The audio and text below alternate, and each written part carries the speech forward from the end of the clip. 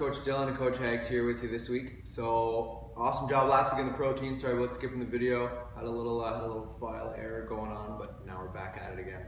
This week, what we're looking for from you guys is no added sugar in the diet. So there are a couple obvious examples that Eric's going to give you, and then some not obvious examples as well.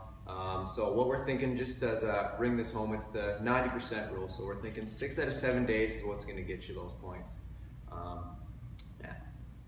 Right on. Okay, so sugar, why is it bad? You guys should kind of know this one. So this is one of the the easier habits to kind of get your head around. We all know that we're supposed to probably eat a little bit less sugar than we actually do, but what we're really going to work on this week is really just starting to recognize some of those foods that you wouldn't ordinarily associate with having a lot of sugar in them.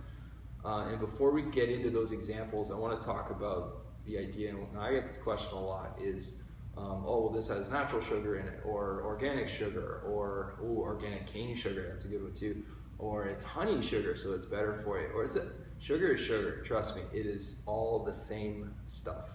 Okay, so there's not a healthy sugar and a non-healthy sugar. Even high fructose corn syrup is basically just sugar. It's all the same stuff. Okay, so there's not one that's better for you or has a different effect on the body than the other. It's all pretty much processed stuff, processed sugar. Okay, so that's kind of an important thing to kind of accept right from the get-go. That doesn't mean there's no nutritional benefit to foods that have sugar in them either, like fruits or honey or things of that nature. There absolutely are, but the real problematic aspect to sugar is simply the quantity that people take in on a daily basis. It's way too high. All right, so I'm not demonizing sugar, nor do we really demonize any food here as being categorically evil or bad. It's just people eat way more than they actually think that they do. And learning how to reduce has awesome benefit on body composition. Okay, so some of the stuff that we're going to try to avoid this week. Did you want to go into that? Yeah, sure, I can do that. So obviously there's the really easy ones, so things like candies, things like cakes, that kind of thing, lollipops, even Gatorade, stuff like that. Lots of added sugars in those three guys there. But some of the not obvious ones that people really have oh yeah, of course, that's got something in it. So white bread is a big one. Pasta as well. Cereals, I know a lot of people start their morning off with that, but almost every cereal in the world is pretty loaded with sugar. On top of that, we're looking at sauces now, so ketchup is really high in sugar, barbecue sauces. Most salad dressings, especially the creamy ones that have an oil base, are typically a little safer, but again, always you want to check that label and make sure that the sugar content's getting down pretty low there. So those are some of the not obvious ones that people tend to forget there. So yep. And then I want to give you guys, so if we're going to take something away, I want to make sure that we're also giving you something to replace the flavor and the benefit that go with some of these things.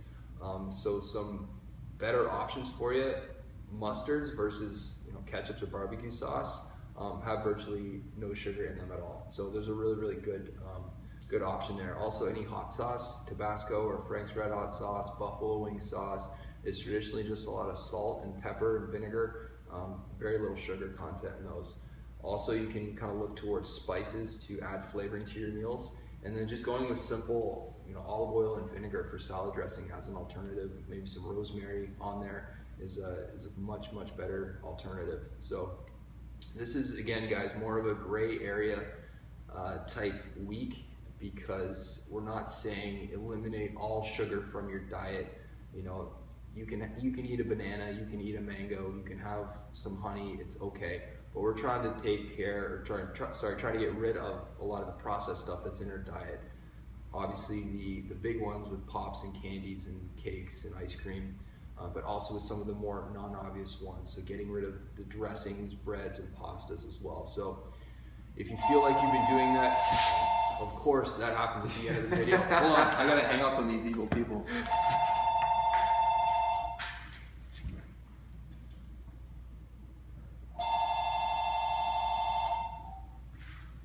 Hello, NLPT, Eric speaking. No, he's not. Could I take your message?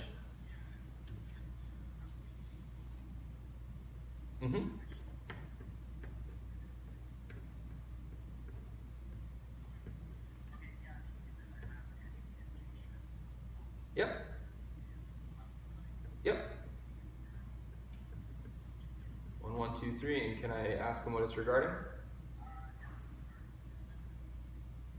Oh, okay, excellent. Yep, I will make sure he gives you.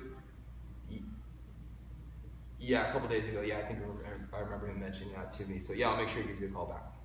All right, no problem, Jay. Bye. I'll just make sure Andrew edits this out. Yeah. So Andrew, make sure you call Jay. All right, I forgot. Sorry about that. Anyway, what are we talking about? Mustard? Don't eat ice cream.